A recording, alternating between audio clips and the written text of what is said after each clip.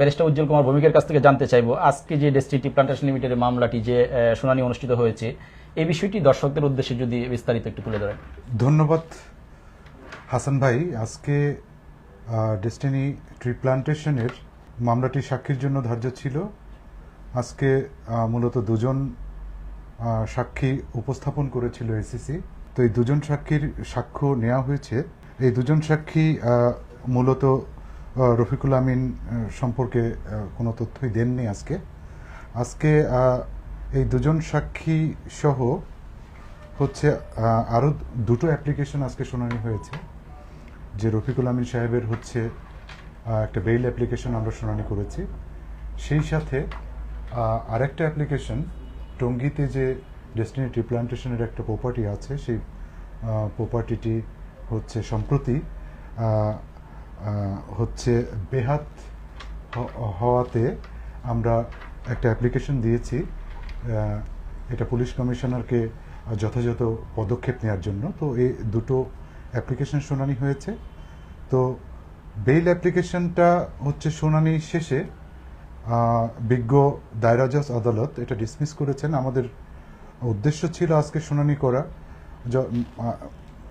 Normally হচ্ছে এই special জাজ এটা হচ্ছে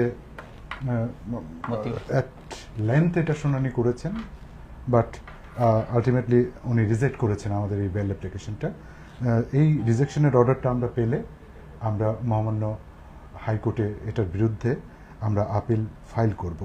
আর দ্বিতীয় যে অ্যাপ্লিকেশনটা আজকে শুনানি হয়েছে টঙ্গীর প্রপার্টির ব্যাপারে, সেখানে রিসিভার গাজীপুর যে পুলিশ কমিশনার আছেন, ওনাকে যথাযথ পদক্ষেপ নেওয়ার জন্য একটা প্রতিবেদন কোর্টে জমা দেওয়ার কথা বলেছেন, একটা ডিরেকশন দিয়েছেন যে সম্পত্তিটি বর্তমানে কী অবস্থা, সেই অবস্থাটি হচ্ছে জানানোর জন্য কোর্টকে নির্দেশনা দেওয়া হয়েছে।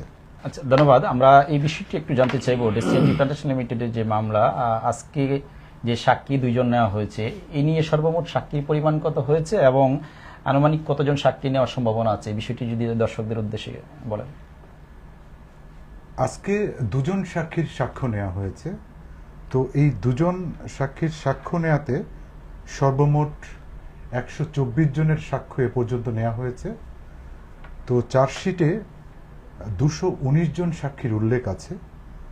তো আমরা আশা করছি যে এসএসসি হয়তোবা এই 219 জন সব সাক্ষীকে আনবেন না, হয়তোবা আরও 20 থেকে 40 জন সাক্ষী এই ট্রায়ালে আসতে পারে।